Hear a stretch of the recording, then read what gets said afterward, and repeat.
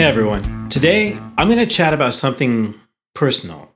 I've wrestled with whether to talk about this subject because, truthfully, I know there's a chance that some people may get unsettled or feel left out. That's not my intention. But sometimes, the things worth discussing are the ones that push us a little out of our comfort zones.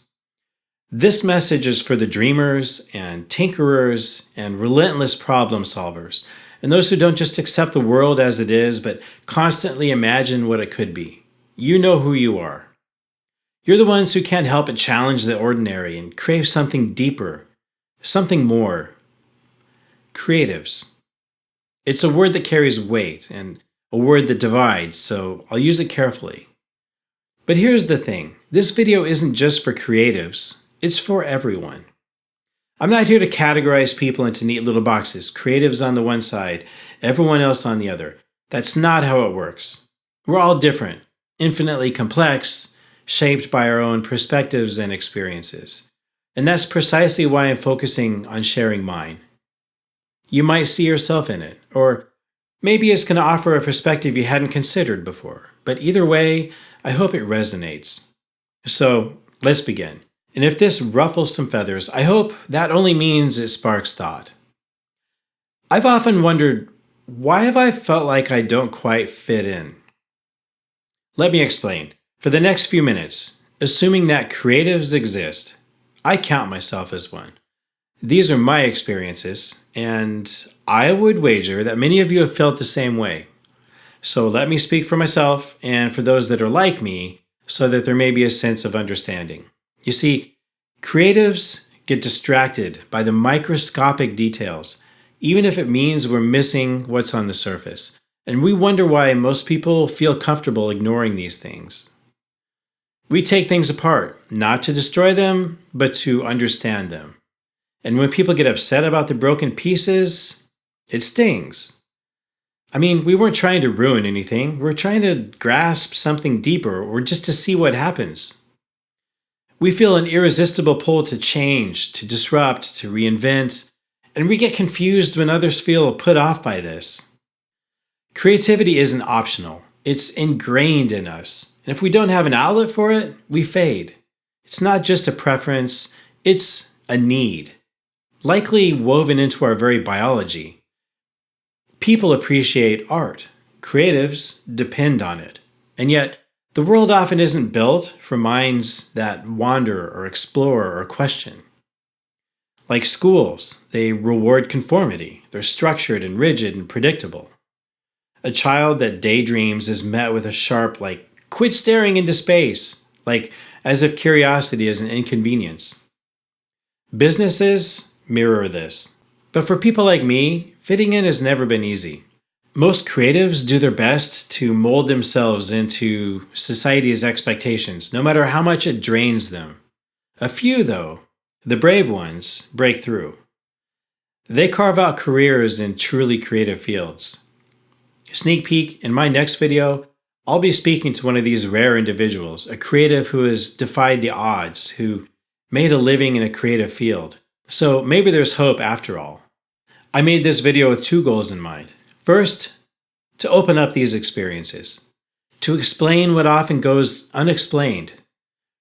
True understanding only comes when perspectives get shared, and the world is going to be a better place if we learn to embrace each other's diversities instead of erasing them. And second, I want to offer hope. Creativity has no expiration date. There's never a stage in life where it's too late to chase your passions and find fulfillment in your pursuits. I know because I'm proof of that. A man in his 50s who recently founded a music company.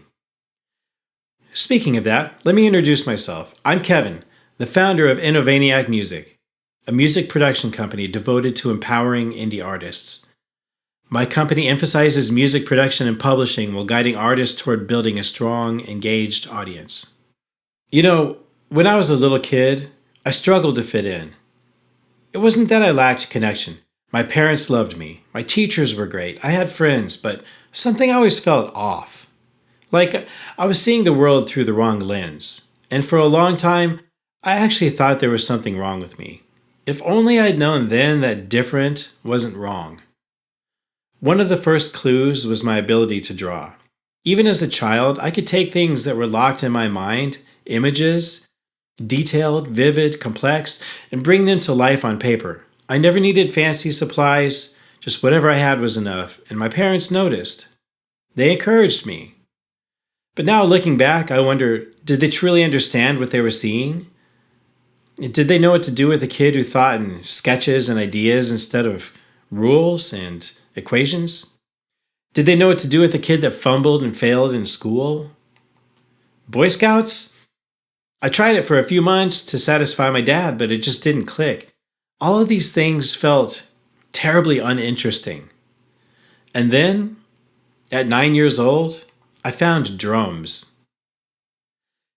Have you ever felt an undeniable pull towards something you couldn't explain even when no one else understood? That was me from the very start. I can't pinpoint the exact moments I knew I was meant to be a drummer. It wasn't a sudden revelation, it was simply always there. An instinct woven into me, undeniable and unshakable. I remember walking down a street on a family vacation, barely old enough to comprehend what feelings meant, and that's when I saw it. This yellow Vista Light drum kit gleaming in the window of a music store. I stopped in my tracks, mesmerized. I needed those drums. Not wanted, needed. And from that moment, it consumed me. In math class, I didn't see equations. I saw drum patterns. My notebook was filled with sketches of kits I dreamed of owning, and my mind was lost in a world where rhythm was everything. Did my parents know what to make of me? Music wasn't their world, and maybe they couldn't quite grasp why this obsession ran so deep. But luckily, I had a neighborhood friend whose entire family lived and breathed music, and he had a drum kit. And I found every excuse imaginable to be at his house, sitting behind those drums, playing until he could barely stand to hear me anymore. And I was very good at being a drummer, much in the way I was good at drawing. This was my world. For years, I begged my mom for a drum kit of my own, and for years she hesitated, not fully understanding why it mattered so much to me. But then, finally, she gave in. She bought me my own drums, and I remember everything about that moment. I remember the look and the smell of the drums and every detail, all from so many decades ago. Fast forward to 2024. A warm Seattle evening, and my wife Jennifer and I found ourselves tucked into a dimly lit corner of Jazz Alley, waiting for the show to begin. Two of my musical heroes, Dave Weckl and Stanley Clark, were about to take the stage. I knew it would be good, but what I didn't expect was the realization that hit me that night. As the music carried through the night, Jennifer and I sat side by side, absorbing the experience. But as the night unfolded, she noticed something. We weren't experiencing it the same way. Later in the car, she told me that she was hearing the rhythms and melodies and just enjoying the music, but she observed me. She saw how I was connecting with it. I was tuned in, feeling every single note. At one point during the concert, the drummer and bass player were clicking through an intense and complex section of the song, and they were feeling it. They were vibing, a perfect storm of talent and energy woven into a beautifully crafted moment, but with just the right amount of space for improvisation. And the hair on my arm stood up. I couldn't focus on anything else in that moment. For me, it was a completely emotional experience, and I was fully consumed. I was feeling the experience, connecting with the feel of the steel bass strings on the fingers, and the tension of the strings, and the resonance in the hollow body instrument that his hands and fingers had complete control over. The drummer's left foot tapping and clamping the hi-hat to drive the rhythm, pushing just the right amount of air out between the two cymbals to create a specific click, while each hand, gently holding the sticks, knew to hit specific parts of the right cymbal and the snare drum at just the right moment to get a ping and a sizzle and a pop and a rim shot, all coming together in a rhythmic barrage, yet with finesse and just the right amount of energy. All of these things, every instant, layering and building, driving and evolving to a crescendo point in the song where the tension was nearly unbearable, and then it kicked into an even higher gear. Oh yes, It exploded into something even greater. In that moment, nothing else existed. Not the room, not the people, not even time itself, just the music. It's funny, isn't it? Jazz Alley, a small intimate venue tucked away in Seattle, hosting musicians who, in my mind, deserve the kind of recognition reserved for global icons. The record deals, the millions, the endless accolades, and yet most of the world has never even heard their names. Why is that? I think the answer ties directly into what I've been trying to say about creatives. There's an undeniable beauty in seeing the world differently, but with that beauty comes friction. The struggle of existing in a world that doesn't always value depth and complexity or nuance. Take Jacob Collier, for example. He has won 7 Grammy Awards at the time I'm recording this, and he's worked with the greatest musicians of our time, revolutionized new approaches to music, stunned the industry with his vision. And yet, not a single song of his has even touched the top 40. Most people have never even heard of him. If you don't know his name, you're not alone. Meanwhile, pop stars dominate the charts, and don't get me wrong, I have nothing against pop music or the artists behind it. But when I think back to that night in Jazz Alley, when the music breathed with emotion, and every note carried weight and purpose, or when I listen to Jacob Collier craft something so intricate and immersive, it feels like stepping into an entirely different dimension, I realize that some of the most extraordinary music doesn't live in the spotlight. It thrives in the places that people never think to look. Here's an interesting fact. Did you know that before a song ever reaches the public, computers can predict whether it's going to be a hit or a miss? It's true. Using machine learning and vast amounts of data, AI models analyze the key ingredients of past chart toppers like melody and lyrics and tempo, even listener engagement trends, and they forecast a song's potential success. Streaming platforms and social media play a huge role too, as algorithms track how often songs get played and shared and talked about online. Some AI tools even simulate listener reactions based on historical data, and they predict if a song is going to go viral or disappear into obscurity. And I understand why, but record labels use this technology to determine which songs to promote, sometimes shaping entire marketing strategies around data-driven predictions. So when you wonder why artists like Jacob Collier, despite winning multiple Grammys, collaborating with legendary musicians, and redefining music itself, why artists like that remain relatively unknown to the general public, the answer becomes clear. Many artists must create with the algorithm in mind, crafting songs designed to fit the patterns that AI has deemed commercially viable.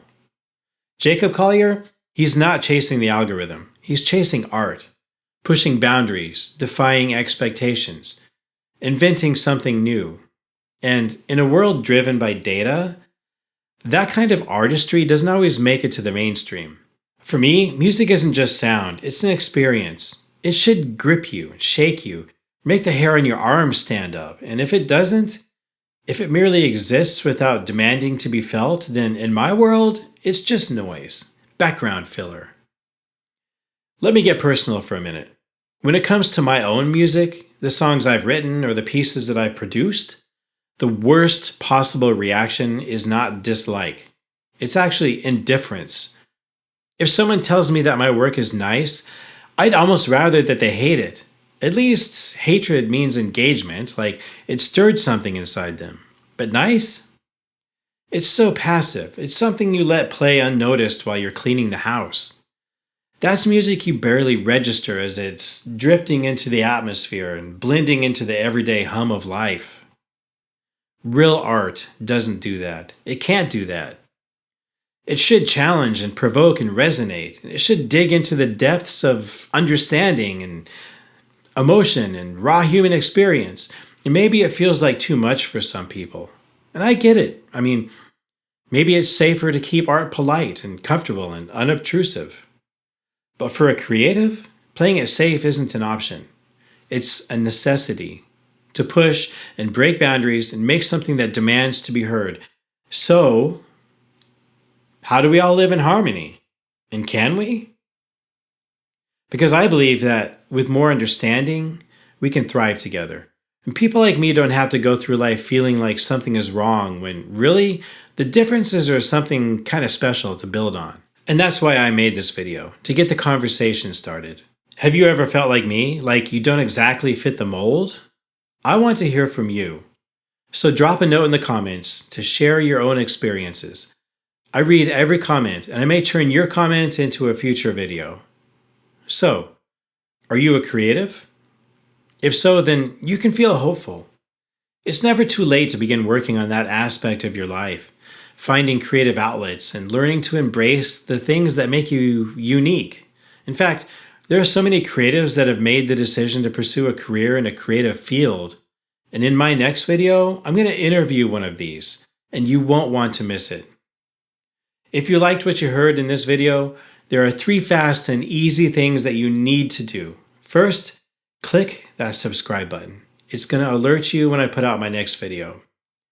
Second, click that like button. It tells YouTube that someone thought this video was worthwhile.